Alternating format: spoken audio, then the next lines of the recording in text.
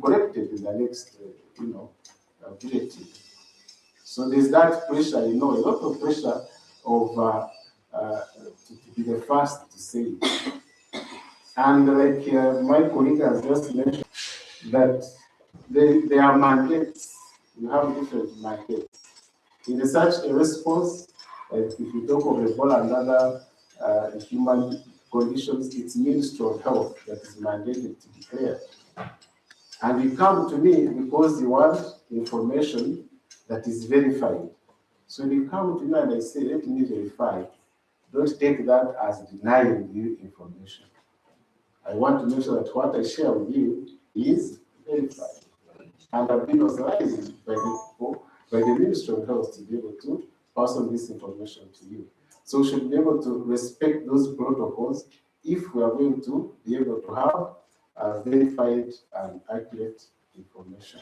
So let's not give him the pressure to be the first ones. And then when you come to me and I say, wait, I'm going to consult my seniors. You think our DHO does not like me, doesn't give us information. That's not true. Okay? I want to give you information that you can rely on. Simply, reaching up information tomorrow or throw a message. As the same with you, once you read that information, and tomorrow you get different information, you are putting OPSG. And what we want is OPSG. We want to make sure that the communities have trust in our information. All together, gentlemen, number two. So number one was the pressure. Let's have the pressure, but also give adequate time to get verified and accurate information. You'd rather come late, but with verified information than being the first with information that is going to be corrected subsequently. The other issue is sensational. Yeah? It was mentioned the examples of mystery, mysterious virus sweeps Kabale. 3 cases identified in Kisoro. You saw that one? 3 cases in Kabale. They are just what? Suspects, not even suspects, We want to make it sensational. Why? Are we after informing or entertaining? Exciting. What is our role? Informing. Not so.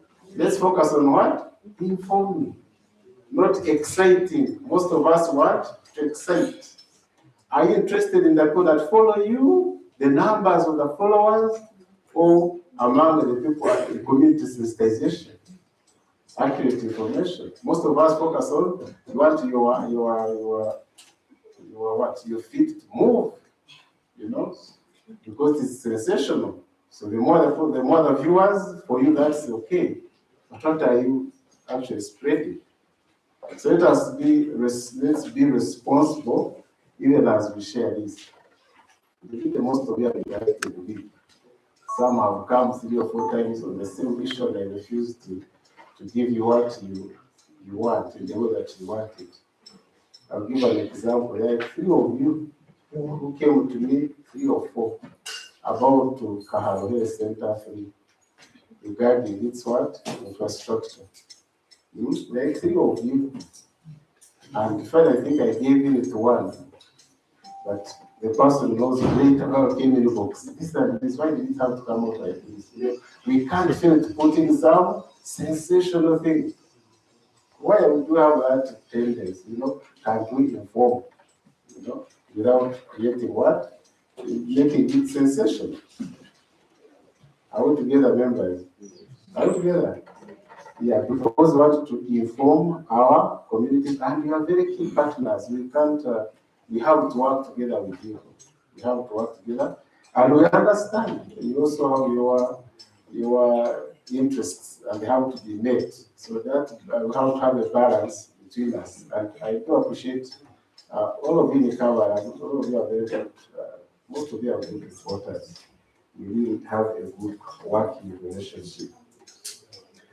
Just bring it home, like they were mentioning, Where do you get verified information, like when you're in Kabale?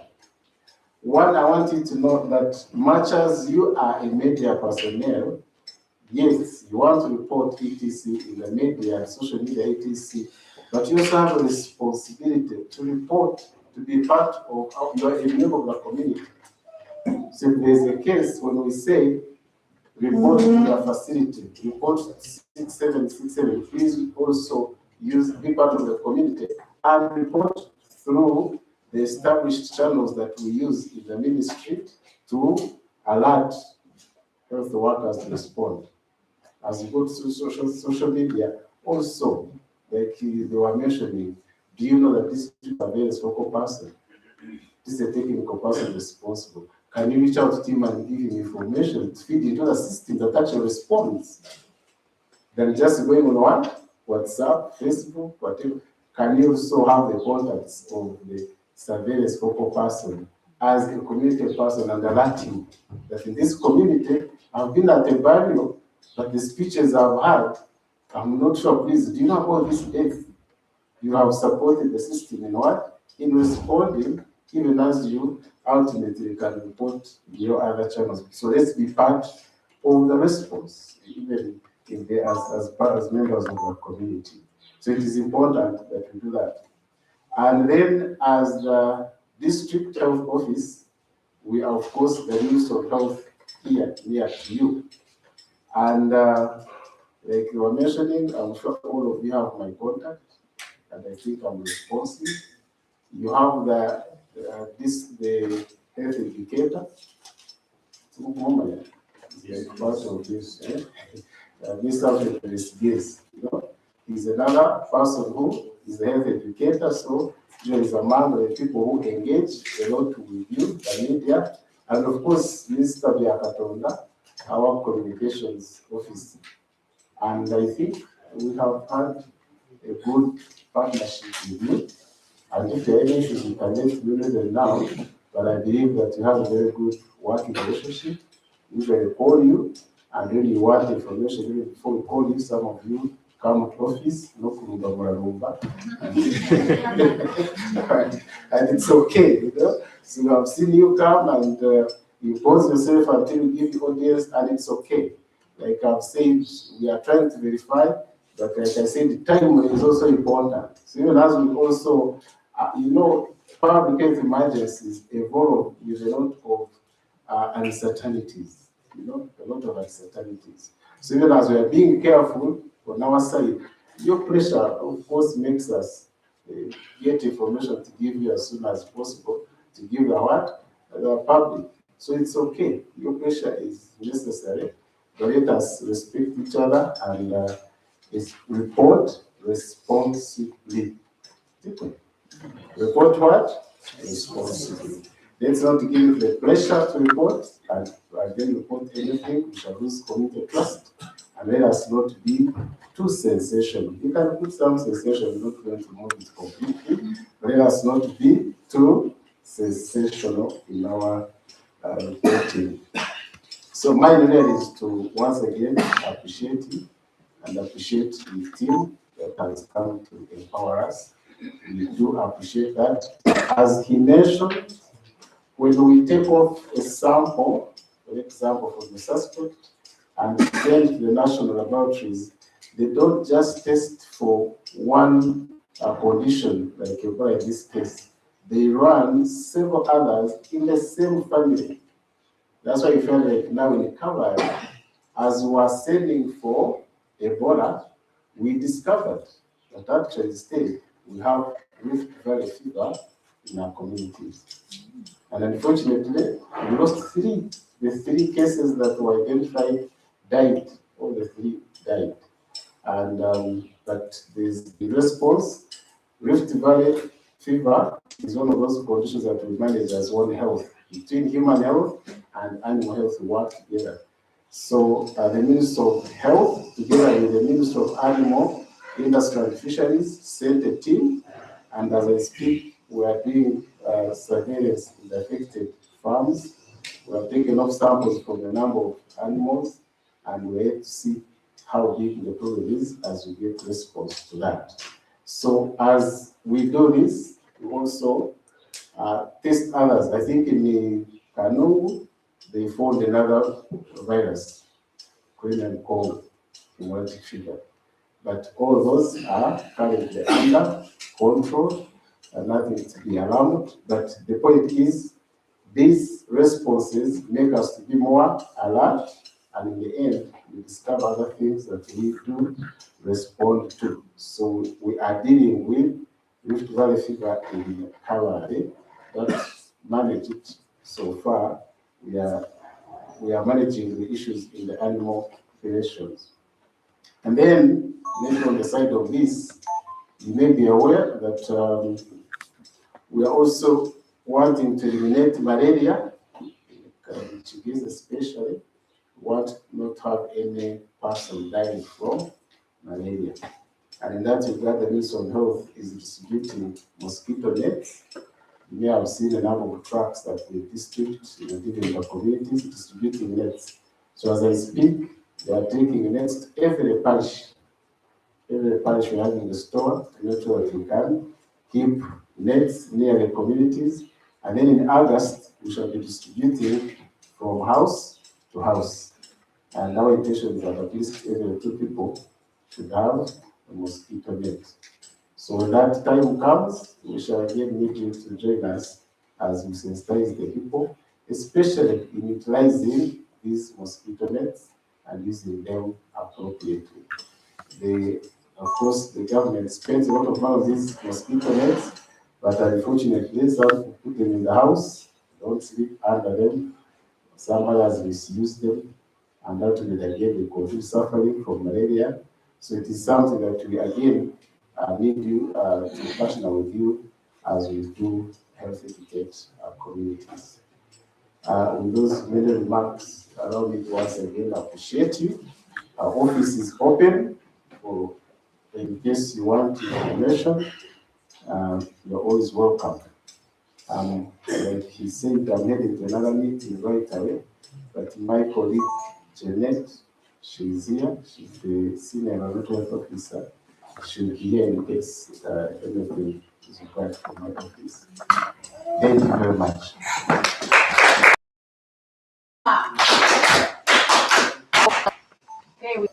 Me, he didn't, and I have also not seen the government and other authorities with the World Health Organization putting much emphasis on the north.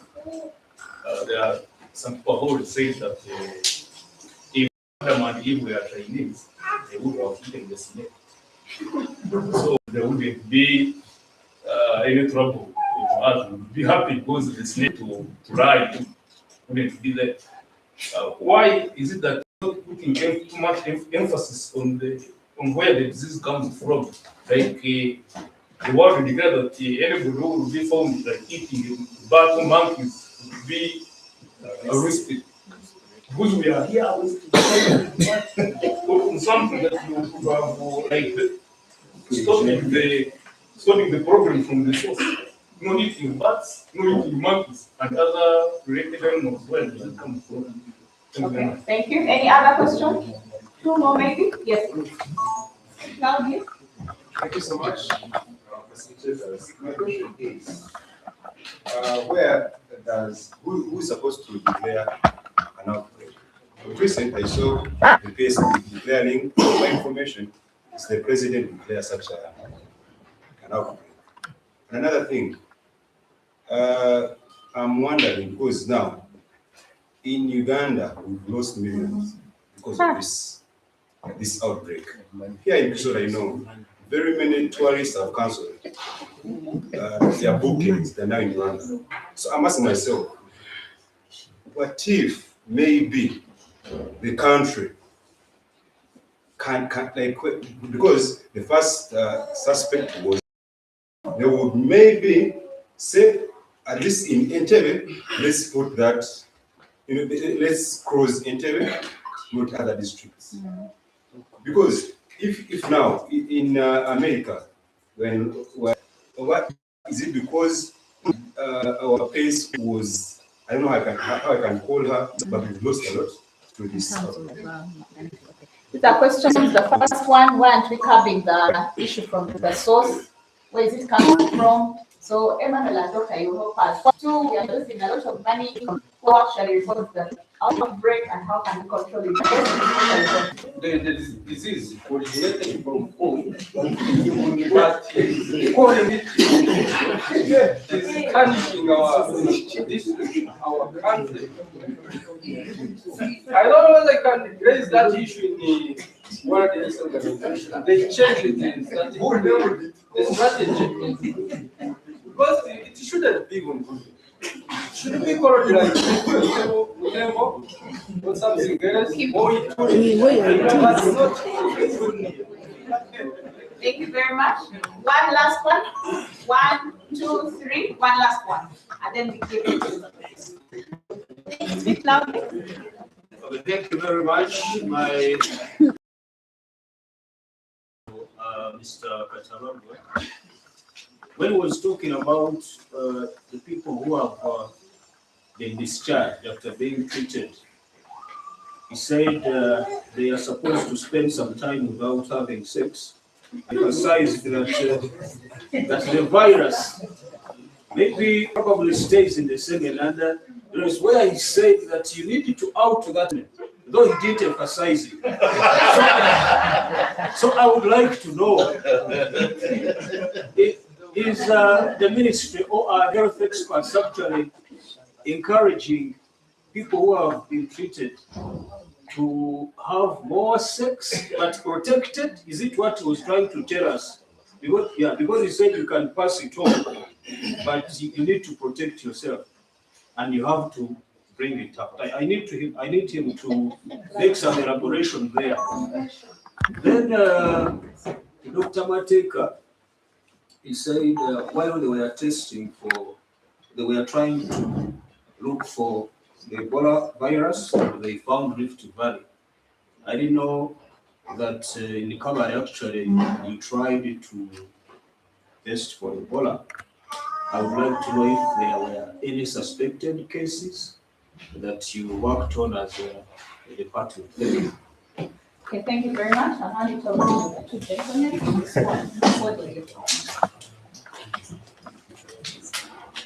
Thank you. I start with the last one. But as we are looking for Ebola, we got Rift Valley and is asking if we manage any Ebola cases. I think as Katara was saying, there are some things we want you to clarify. The case from a suspect and the contact. Are we together?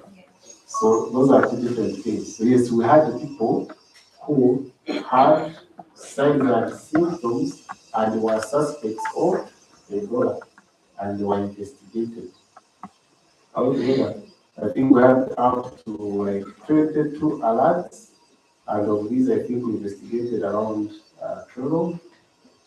Investigated, and they were all what? Negative, because they were suspects. Are we together? Yes. If someone now comes in and to get sick and is having a fever, already that's enough to make him what? Is suspect. That is not what? Yes. That is not what? Yes. So yes, we had a number of alerts and suspects, and as we investigated them, 3 of them unfortunately had Rift Valley fever and not Ebola. I will give Emmanuel will answer who declares are not today. That's actually is then the economic issues. Mine I will answer too. They will put your name. Ebola, first of all, Ebola itself is a name of where? Of a river in DRC. Ebola. Okay? Are we together? So already Ebola, its origin is where? Not origin, but the first case was identified around that place. Okay? Or somebody had been around that place. And so it was called what? Ebola. And since then, people have been found in other parts of the world having similar symptoms, and when they are investigated, they are found having virus of the same family as the other one, but to differentiate it, they give it another one name. Tune Sudani, Zemonia, na Bunduruju, na Nizim. So yeah, Bunduruju was because again, I don't remember which year from what you mentioned, but there was a year again, it was an outbreak, and that particular strain of the virus was first identified where? In Bunduruju. But now again, when Ebola breaks out in Congo and they test, they find that the strain that is there is the same strain as was in Bunduruju. So instead of giving it a new name, yet it is already known, it maintains the what? The earlier given name. Chasho are we together? Bakaba kakwatiri Bunduruju niyo kabanze kurebekera. Ubwo murundi abantu bo kubagwara Ebola bakira akakoko k'ibindi n'akaramanyika karetinga izina rita isi kunganika nakekika cha Ebola. Bali titugire yitu kutunege tuhanga titugire yitu Bunduruju disease na Ebola kaguma muri Congo Ebola disease. Naja chashoboro. It's a virus. Chashoboro. That means Ebola ikabanza kurebeka Congo. Bajetera umurindi gwangahe gwa Congo. Ebola generally. Bwanyuma abaje bantu barebeka babiriye indwara n'iyemwe kongati bashanga mu biti biceka by'amahanga kandi bashanga kahe Sudani kuba mu cyaro bashanga inakakoko niko ka Ebola konka inokata bashanga kari kenyine bakanyina ki Sudani ubundi muri bashanje kwija mu Bunduruju agenda abantu barwara Ebola mu kukicerera tikasha na ka Sudani kongani ka Ebola baketariha Bunduruju hato kwazo kibaraka iri zina kandi kakoze ki kamanyici cyashoboroka Those cases will be RC. Ebola cases will be RC. Yes, yes. Are they also referred to as Bunduruju? That's the strain of the virus. They call it Bunduruju. When Kabale having Marburg, do you remember us having Marburg? Marburg is still German. So So it depends when the strain was first identified, it gets the name and it maintains that name. Okay? They cannot rename with a new name if it is a completely new strain that has not been seen anywhere else. We can choose how to name it. That's the issue of naming, and that's the name of the virus that is affecting our people currently. That's a church of the Yes. Source of Ebola. Against the apology, what do we address? The source. That's what we are doing. The issue is, over the years, there has been encroachment of the wild. As we get overpopulation, we clear the forests. Remember the vanilla issues. We're encroaching the what? The wild. And there's a lot of interface between human and animal populations. And as a result, some diseases which initially affected many of the animal populations have spilled over into the human populations because we are sharing the same environment. It is very difficult for you to say that you will control the interaction between humans and animals. It's almost impossible. Because these people who are going into the forest are going there for economic activities. Some of them are looking for food, like you put it. So how will you stop that?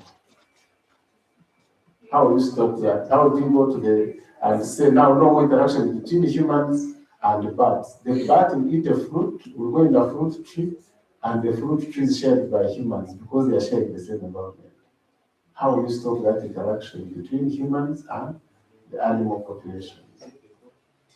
Are we together? So these are realities that we are living with.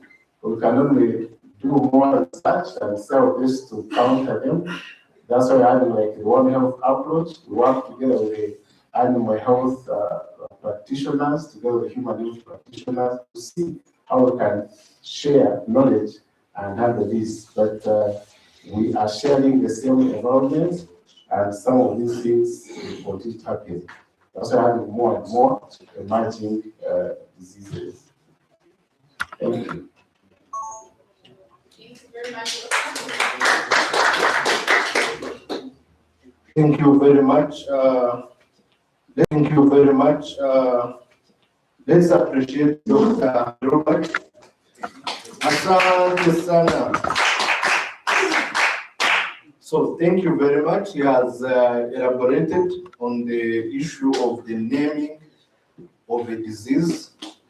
If you recall, when we last had our engagement in this room, we talked of other public health emergencies like Marburg, which its name is linked to the place where it was first discovered, and Marburg is a place in where? In Germany. And this is also the case for the strains we've registered. We have Ebola Zaire, the one that has previously caused currently